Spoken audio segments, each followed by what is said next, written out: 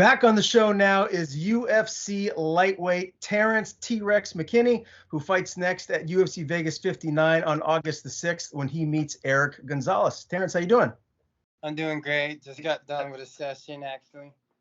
Okay, yeah, man, you're getting in there, ready for this big fight with Erick. And I understand you just got back from Vegas. You were there looking after your boy Kakramanov, who had a huge win over Ronnie Lawrence. Man, what was that like for you to not be the one in there, getting the work in, but just kind of kicking back and watching? It was nice to watch my boy put on a dominating performance like that. It was super motivating, and he put the work in, and he showed incredible cardio, like the best I've ever seen in UFC. Because the pace he had from the start to finish was insane. How good can he be at 135? Is this a guy that down the road, might be challenging for a title? Yes, I 100% think so. We're definitely bringing two belts back to Spokane, Washington, and it's just a matter of time when it happens. Now you're 2 weight classes up from him. Do you guys still get in a lot of work together? Yeah, we scrap every time, man. He helps push night cardio, and I help get him tired because I'm a big boy. Yeah, no doubt about that, man. I also saw that you met the champ Charles Oliveira there. What was that like? I'm pretty sure he didn't speak too much English, so it was very short, but it was nice to meet the champ, size him up a little bit. Yeah, no doubt. And sticking with that topic, I wanted to get your takeaway on UFC 276. Alexander Volkanovski beats Holloway very dominantly, and now there's discussions of him going up and challenging for the title. Do you feel like that makes sense for him to kind of skip the line, or do you think he should have a fight or two before, getting a shot at being a double champ? I think he's proven himself. Is like honestly probably like one of the top two pound for pound, like in the UFC. Just his display of technique and speed, it was just crazy because he made Max Holloway look regular, and Max made the whole division look regular. Yeah, that's a great point. And as far as Israel Adesanya goes, he looked very good again, beating Jared Cannonier. And now it looks like Alex Pereira is up next. And this is a guy that, knocked Izzy out in a kickboxing match, but this was a while ago. Do you feel like this is going to be very different if they do fight next inside of the octagon? Yeah, and I think we could finally see Izzy being more exciting, at least for the fans aspect, because I know Pereira is going to be willing to take risks. So I think it's going to make for an incredible fight. Yeah, no doubt about it. Now, I wanted to ask you about your YouTube channel, and doing my research for this interview, I noticed that you fairly recently started that up, and I saw you and Kakramanov, you guys were doing a video of, rehashing your fight with Drew Dober. What can your fans out there expect to see from your YouTube channel moving forward? Are you going to be adding more videos periodically as the days and months go by? I'm actually gonna start really diving in on that with the podcast and everything after this fight. It's just because I thought I was gonna be fighting sooner, so like I would have been making videos if I'd known I was gonna be fighting in August, because I was expecting to fight like next week, July 16th, but the opponent said he wouldn't be able to be ready till August 6th, so I had to wait. Do you feel like you want to get some analyst work in down the road? I mean, you see a lot of fighters that are doing that, as they're having an active fighting career. Is that something that you aspire to do? Not so much, but I wouldn't mind it because I know how to break down fights pretty good. But mostly, I just want to get into like acting, TV shows, and like doing movie parts. It's cool to do the analyst stuff, but I want to be in movies and commercials, doing stuff that's funny, just like. Because I just love entertaining, That's what I do. That's why I go out there and fight and I go crazy. All right, give me an actor that you compare yourself to, someone that you feel like you're this a similar role that you could play. If I was gonna play some roles, it'd be like Jamie Foxx kind of movies, Because I could be like, or like some superhero movies. I know they're gonna make a Static Shock movie, and I would be down to do that part. I think I'd meet the role pretty good.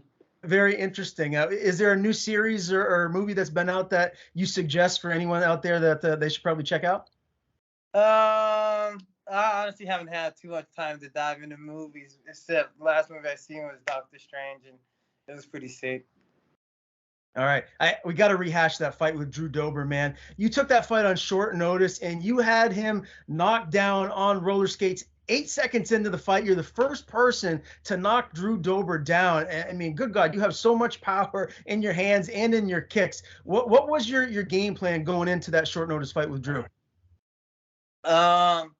Well, as you guys see the knee we throw on, I literally practiced it that week, and I was like, he's kind of too bouncy. If I like time it right, I think I can catch him with a nice knee.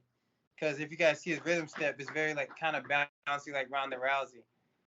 And I know I had like a lot of good size on him, so I was like, too much bounce, and I can time a nice knee, and it was all folding up for 8-day notice. I think we game planned it pretty good. And it was a fun fight, and it made me realize the things I need to work on, and just so because there's going to be guys like that that's going to be able to take it at the higher echelon of our division, so it will all be worth it. What are the takeaways? Is it more just patience and maybe when you do have someone hurt, just kind of being more calculated to hit them like on the button when they're dazed? Like what overall is the takeaway? Just make sure that I'm actually looking for submission after I drop someone, not just being the killer mindset of just beating their face in. Just making sure I'm like actively looking for both sides of the finish, not just a knockout or submission. Because there was a couple times I rocked him and then he like dived on my legs, and I could have just like locked up a chokehold. So just being smarter out there, not just being like a bully, pretty much. And just taking my time, picking my shots when someone's hurt. Is this a fight that you feel like you let get away from you? Because I think a lot of people felt like you had that in the bag and you probably should have won. Yeah, honestly, like I think the ref could have stopped it at the beginning if they stopped at the end, because I hit him repeatedly in the face with no block. So I was least blocking the shot. So if they stopped at the end, they definitely should have been stopped in like the first 15 seconds. One of the things I noticed in that fight too, Terrance, is that your kicks off the break, whether they're head kicks or body kicks, are just they're amazing. I feel like they're maybe as good as they get in the division. Is that something that you practice regularly in camp? Oh yeah, I'm actually working on that. Like if I'm letting someone up, even if it's almost, I'm trying to time it to where it is almost illegal, so they don't see it and it flatlines them. So I'm just looking to land something devastating at all times. And like I said earlier, man, you have so much power.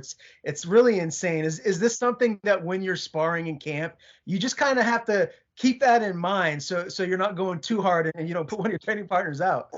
Yeah, or I just make sure I just wear bigger gloves. Okay. All right, fair enough, man. Well, let's talk about camp, Warrior Camp. It must be nice for you to actually get a full camp in. How good are you feeling right now? I'm feeling great, and I know I was taking my talents for granted, knowing that at any time I can just put someone out with one punch. So I was kind of being lazy. So that was a good humbling experience for me, and I'm making sure I'm pushing the cardio in every aspect this camp, because I want to prove people that it's nothing for me to go 3 rounds. It's just people can't handle the power, and it's not my fault. That don't mean I have bad cardio. It just means I'm putting people out. They can't handle the power. So is this a case where obviously if the finish presents itself, you're going to take it, but are you almost hoping that you do win a unanimous decision and prove that you can go full, 15 minutes here? I'm just looking to go 2 rounds and then finish in the second period, just to show people that I do got to go the cardio to go later in the periods. All right, tell me about Erick Gonzalez. He's 14-6. His UFC debut was against Jim Miller. He lost that one. No shame in losing to a veteran like that. Where are the dangers in this fight, if any? Just being aware, because like he doesn't really have like kind of setups, I would say, to his striking. It's kind of spastic. So I'm making sure I'm staying vigilant, because it's unorthodox. It's not like something that like you see on the regular, like very technical. So I got to take that in consideration, because some things won't look like what it usually looks like. So just making sure I'm studying him, just being prepared for him to try to wrestle me and try to get me tired.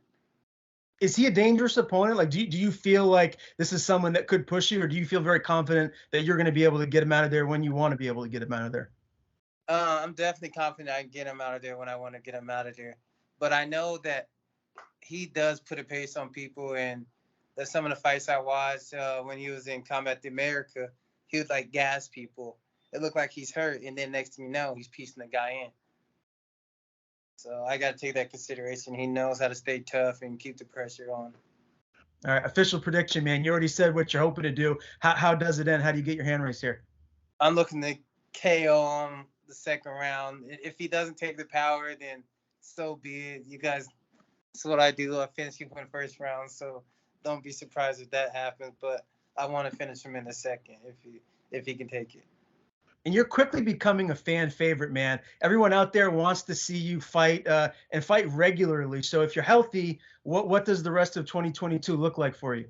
I want to fight in Abu Dhabi in October, and then I want to fight someone ranked on the last card of the year on pay-per-view. I have no doubt, man, if that actually happens for you. You really are one of my favorite fighters to watch in there compete. You always go for it, and you got a really exciting style. Again, Terrance McKinney back in action, August the 6th. Always a pleasure talking to you, man. Before I let you go, I want to give you the floor. Tell people where they can follow you on social media. If you have anyone to thank, the floor is yours. T-Rex 155 on Twitter and Instagram, and T-Rex 95 on TikTok. And shout out to God and my coach Pablo and CJ Phillips and my strengthening coach Dylan Lemery, and just all you guys that are behind me and keep me motivated to train harder, especially the haters. I love you guys too, man. Keep saying my cardio's bad. I can't wait to prove you wrong. It makes me want to work harder every day. You guys are making me a demon. Thank you.